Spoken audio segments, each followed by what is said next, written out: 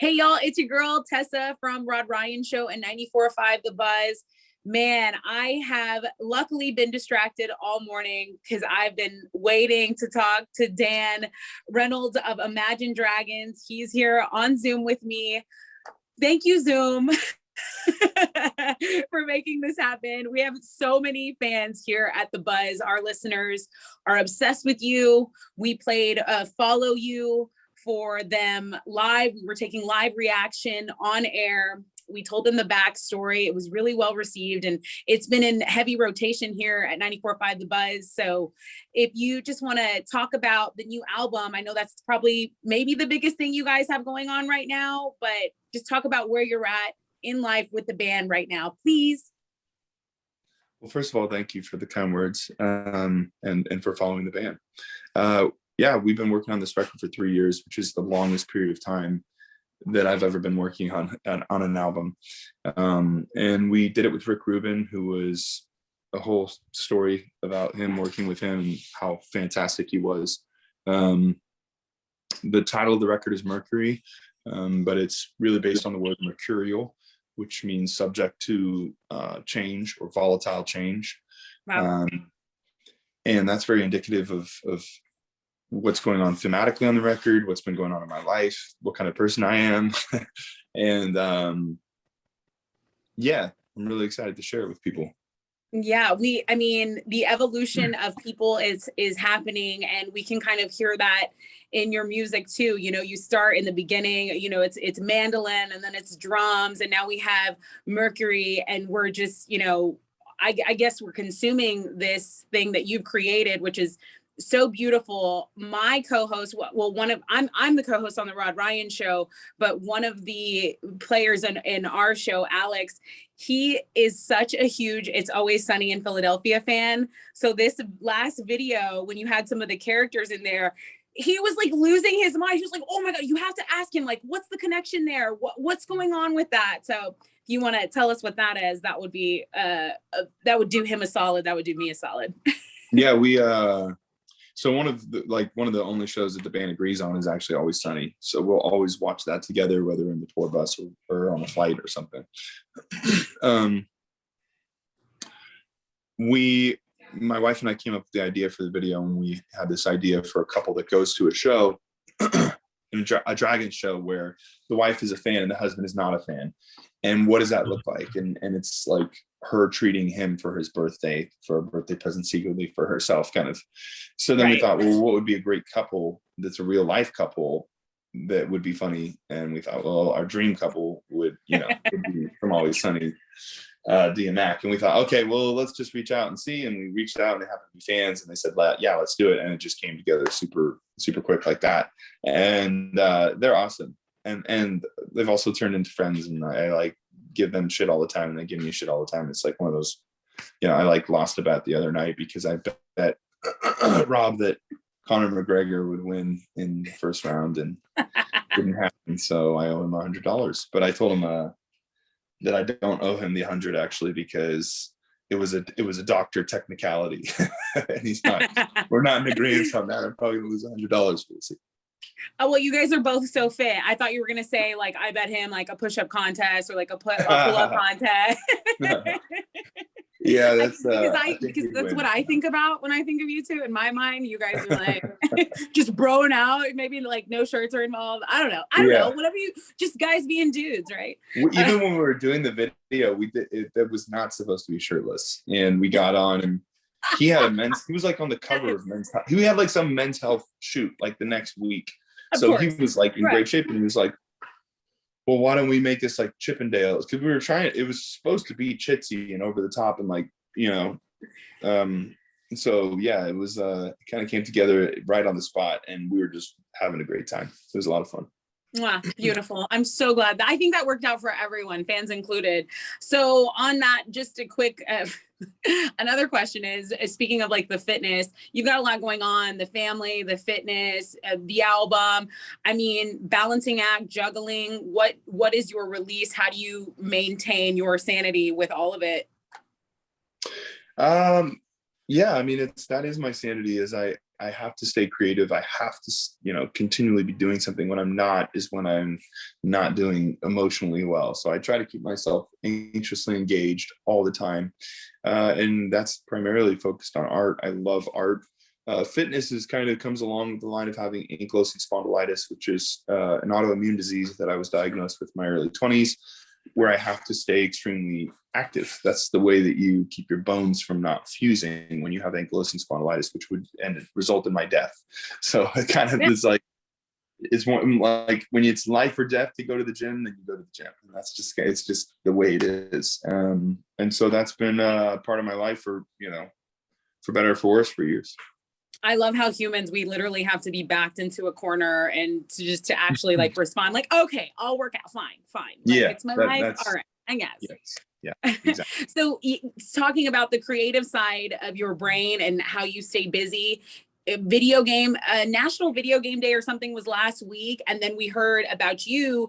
It's really a passion project. You're not only tracking the video game, helping create it, it's you and your brother / manager. Talk about that and that big project going on. Yeah, so I've been a few years back, I started taking courses in C# and Unity and learning how to make games, basically in code and script. And it's been a long process, and I've made a lot of mini games just for myself and family that I've shared. But I've always wanted to make a large project and make a real, real deal indie game. And got together a group of a lot of talented individuals, as well as my brother, who's also my manager, and we always are doing stuff together. And we've been working on it for over a year, an idea that I had, and it's we're working on it every week, every day. I have a meeting with them right after this, and I do every day, and we're getting to a point where we're going to share it pretty soon here, and I'm really excited. Any hints on that? Like what kind of game? I heard maybe on PC, or like what is there a subject matter of the game, or is that all secret hush hush? Well, yes, PC, but and maybe open to other consoles at some point. But as far as the theme, if I gave away too much, my brother would kill me. But I can say, years ago on my Instagram, I got on my Instagram and I shared some very basic ideas that I had that I've been dreaming of. And that was the core of the game. So anybody who's super curious can just get on Instagram and do some hunting. There you go. Go learn for yourself. And I'm sure he'd forgive you. I mean, it's like your idea. You're kind of tracking the whole thing. You're a big part of the project. I'm sure it'd be fine. Okay. So I wanted to talk about two things, and I know they're both really personal. So the Wrecked song on the new album, there's a lyric video for it on YouTube right now. It's pretty sad. You want to tell people the story behind the song? Yeah, my primary focus as an artist is to capture everything about life. It's like my journal entry is what I'm doing, and that's my concern till the day I die, which is to capture life. And that's where art exists at its best, I think. And in the last 3 years, I've lost 5 people that I was really close to. I lost my sister-in-law to cancer. I lost my business manager of 10 years to cancer. I lost my ex-girlfriend to cancer. And I lost one of my best friends, took his own life, and then another friend who involuntarily passed. And it just it shook me. Anybody who goes through losing anyone or lots of people in their life in a short amount of time, it really makes you be faced with the finality of life. It's something that we humans don't like to talk about. We don't like to think about, because it's overwhelming and it's sad and it's hard, unless you have a really, stout faith, and then it can be a scary thought. And even then it can be a scary thought. So anyway, the song is about the passing of my sister-in-law, who I happened to be with when she passed, and it was my first time seeing someone who's there and then not there. And it really, really shook me, and still dealing with, I don't know that you ever heal from losing someone that you really love. I don't think you ever do. But certainly you try to find ways to express those things and to face it, and writing music for me is my way of doing that. And so, the week after she passed, I went home and wrote Wrecked, and that's how that song came together. So just a little bit about the Rod Ryan Show. I'm the newest co-host. I'm the newest member in the Buzz family here. The co-host before us actually died of cancer as well. And I think she was a year younger than me. I'm 35. And we were all trying the city of Houston, I mean, listeners, because she was a co-host for 6 years. And we were trying to rally her and just doing it for her. And I mean, I didn't even know her, but everyone here just loved her so much. She was such a light. You could just tell. And it's not like a person that could ever be replaced. So, our listeners, this song and the backstory, I mean, music is so healing, that it's such a gift. So, even more of a reason to kind of go look at this. And it's just not fair. It's just not fair. All the people that cancer or, suicide or things like that steal from us. But there's always music. So I'm glad for the new album. And oh man, it's just so tough. I have such empathy for you. That's one person that I didn't even know it, but I can just, the energy and the feeling, and she was here, like in the seat, and it's just so sad. But switching gears a little bit, there is another story that I saw concerning you and your family and your wife. It's an amazing project. It's about turning your actual home, I guess a home you grew up in, to a center for LGBTQ youth in Las Vegas. And I thought, wow, like what a full circle moment. How badass is that? So tell people about that project, because yes, the new album, it's amazing. It's going to be great. It's going to skyrocket. It's going to be all the amazing things, but this is something that's really close to you and personal. Yeah. I grew up in a really conservative Mormon family in Las Vegas, and any child who is LGBTQ, who is raised in a conservative religious home, it can be a really, really difficult upbringing for them. Learning to love themselves and understand that they are pure and clean, and they should be able to be their truest self, and be loved by everyone. And it's full circle now. My family, my mom and dad were selling the home that I grew up in. They've owned over 30 years, and I was raised in, when I turned 1, they bought the house. And so I lived in it my whole life. And they were going to sell it. And I knew this incredible charity in Circle that takes these homes and turns them into therapy places and places of a safe house for LGBTQ kids to meet, especially those who come from religious families, and bring in their families and have group therapy, and their families to learn how to still keep their religion, but also understand how to love their child and accept their child.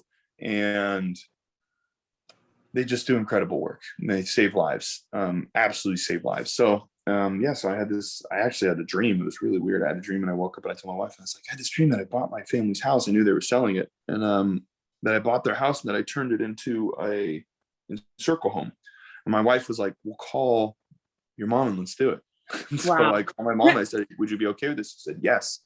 And they cried, and I cried, and we all cried. And then I bought the house and donated it to Encircle, and the groundbreaking ceremony for it is just in the next couple months here. And they're going to do great work in Las Vegas and provide a safe place for a lot of youth. And multiple family members in my own family have come out in the last couple of years. So it's going to be a great place for them with some of the grandkids in the Reynolds family. So pretty cool. Amazing. And yes to therapy, yes to therapy. Yes. And yes to literally following your dreams. When you said 1-year-old, they bought the house when you were 1, you're something of a music prodigy. What was it? What were you like as a child? Like what do your parents describe you as? Were you a little pain in the ass? I was a really happy kid. I was a very happy kid, but I was pretty wild. I was definitely like the black sheep of the family. I ended up getting a lot of trouble in my youth and getting kicked out of college, and that stuff is for another day. But